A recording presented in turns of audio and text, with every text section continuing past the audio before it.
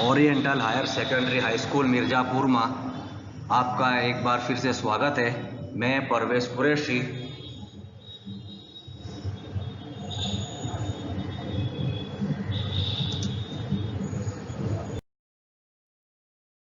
आज हम धोरण 9 में विषय हिंदी में काव्य 10 भारत गौरव के बारे में चर्चा करेंगे।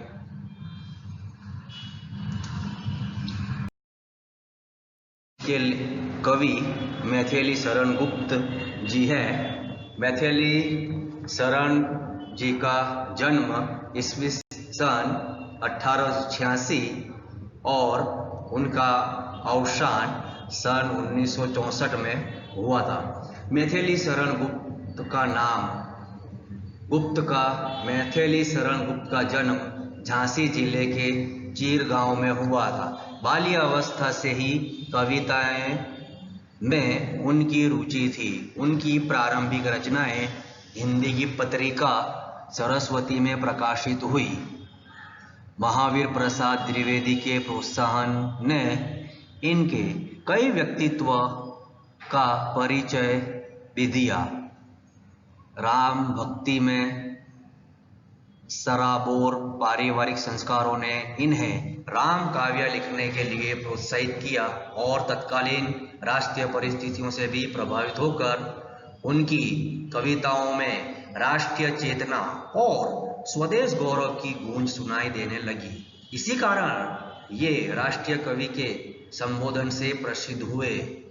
भारत भारती, साकेत, पंचवटी, यशोधरा, विष्णुप्रिया आदि उनकी प्रमुख रचनाएं हैं।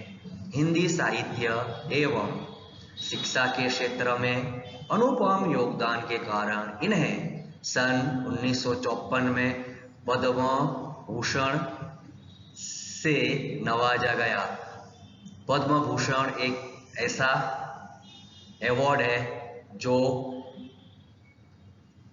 लेखन क्षेत्र में जो व्यक्ति काम करता है उसे यह उपाधि दी जाती है और वे राज्यसभा के सदस्य भी मनोनीत किए गए। दूसरा पैराग्राफ में प्रस्तुत काव्य है भारत भारती से लिया गया है, जिसमें 3 खंड में देश का अतीत, वर्तमान और भविष्य चित्रित है। गुप्त जी ने भारत के अतीत का गौरवशाली चित्र प्रस्तुत किया है।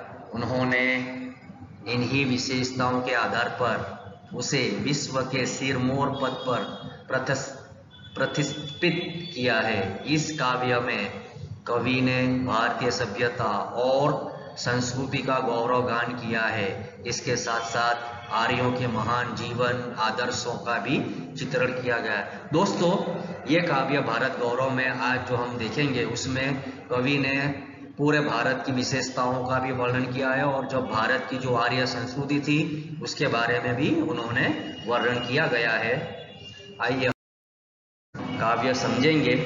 पहले पैराग्राफ है जो मैं पढ़ जाऊंगा। भूलोक का गौरव प्रकृति का पुण्य लीला स्थल कहाँ, फैला मनोहर गिरी हिमालय और गंगा जल जहाँ, संपूर्ण देशों से अधिक किस देश का उत्कर्ष है, उसका की जो ऋषि भूमि है वह कौन भारतवर्ष है। इस पैराग्राफ में गुप्त जी कहते हैं कि भारत एक ऐसा स्थान है जहाँ पर हर जगह प्रकृति का और पुण्य लीला स्थल यानी कहाँ है, चारों तरफ फैला हुआ मनोहर और यह संसार की तरह जो फैला हुआ है, गिरी हिमालय और गंगा जल जहाँ, यानी भारत में बताया गया भाई गिरी हिमालय की तरफ और गंगा जल जहाँ है, इसी तरह वो पूरा स्थान लीला स्थान फैला हुआ है।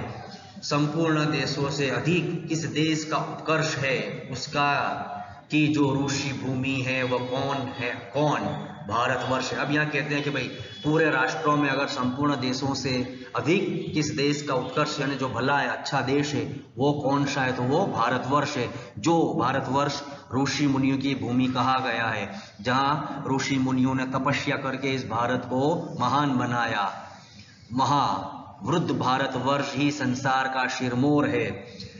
ऐसा पुरातन देश कोई विश्व में क्या और। अब यहाँ कहते हैं वृद्ध यानी जो पुराना, शीर मोर यानी फैला हुआ, सभी उससे आगे पीछे।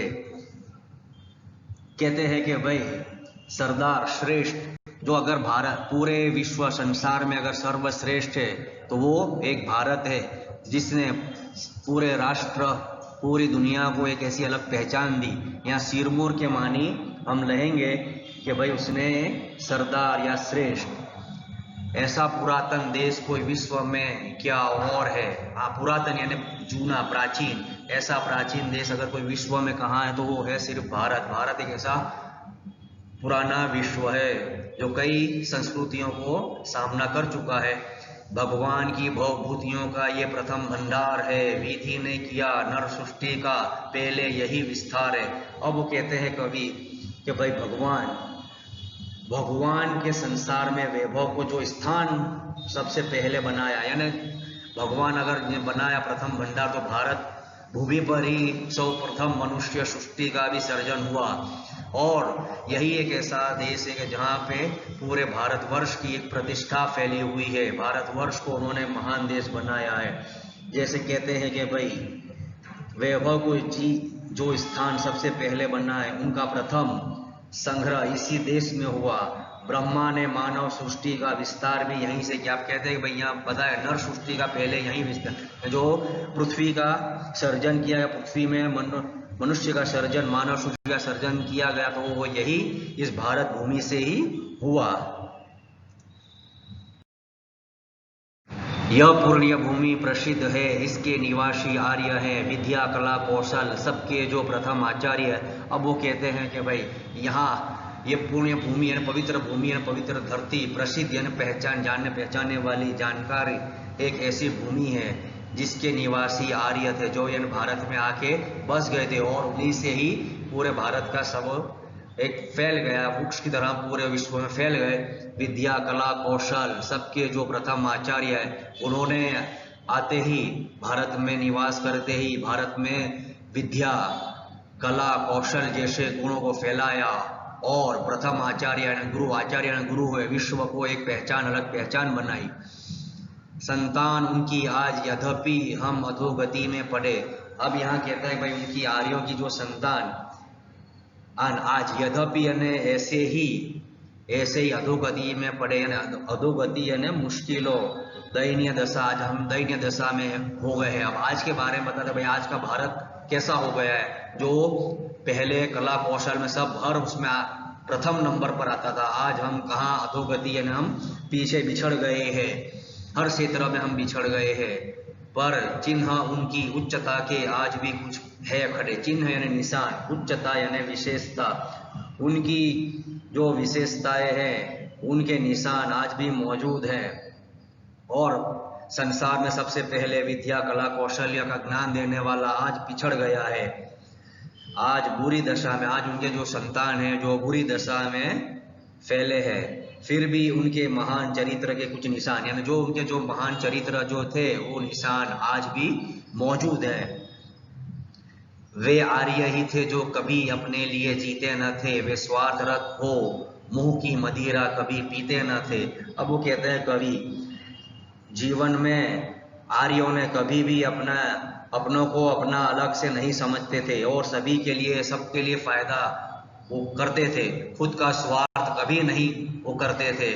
मोह की मदिरा कभी पीते न थे। मोह यानी उन्हें किसी भी तरह की लालच वगैरह, लाभ या लालच की वो उम्मीद नहीं थी। वो तो केवल अपना स्वार्थ सिद्ध करते थे और लोगों की भलाई के कार्य करते रहते थे। संसार के उपकार हित जब जन्म लेते थे सभी, बताते हैं भाई संसार का उपकार करने के लिए उन्होंने, संसार के उपकार करने, संसार का अच्छा चाहने के लिए उन्होंने इस धरती पर जन्म लिया और इस धरती को एक ऐसा देश बनाया, निश्चित होकर किस तरह वह बैठ सकते थे कभी। निश्चित के माने कहता है कवि के भाई निष्क्रिय या चेष्टा रहित, यहाँ वो कभी भी निष्क्रिय नहीं बैठे, किसी न किसी तरह का कार्य करते रहते थे। और कहता है कवि के भाई सभी के लिए वो काम करते थे और वो कहीं भी निश्चित नहीं बैठा करते थे। यहाँ इस पद्य में कवि ने भारत की गौरव जो बताई कि भाई भारत एक पहले कैसा देश था और आज किस तरह हो गया है, लेकिन उसके भी जो निशान है यहाँ मौजूद हो गए हैं। अब बता दें कि भाई भारत एक ऐसा संसार था कि जो पुराना देश था और हमारे कई तरह की संपत्तियों का सबसे पहले यहीं पता चला, मानव सृष्टि का विस्तार भी यहीं से हुआ। भारत एक प्राचीन देश था और उसके निवासी भी प्राचीन थे। उन्होंने संसार को विद्या आदि कला कौशल का ज्ञान दिया। ये आर्यों की संतान है, लेकिन आज देश की दशा अच्छी नहीं है, कवि कहते हैं।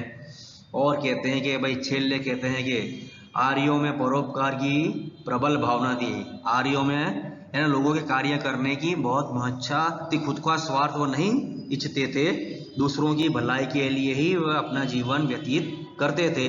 और इस महान चरित्र के कर्मवीर पुरुष वो थे, यानी समझाया गया इसमें। दोस्तों अब आपको क्या करना है, काव्य समझ के बाद आपको शब्दार्थ लिखकर उसका स्वाध्याय लिखना है, सवाल जवाब वगैरह जो भी लिखना है।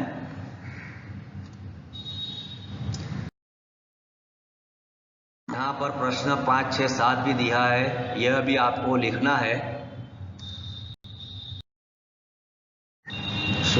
आभार, आपका बहुत बहुत धन्यवाद।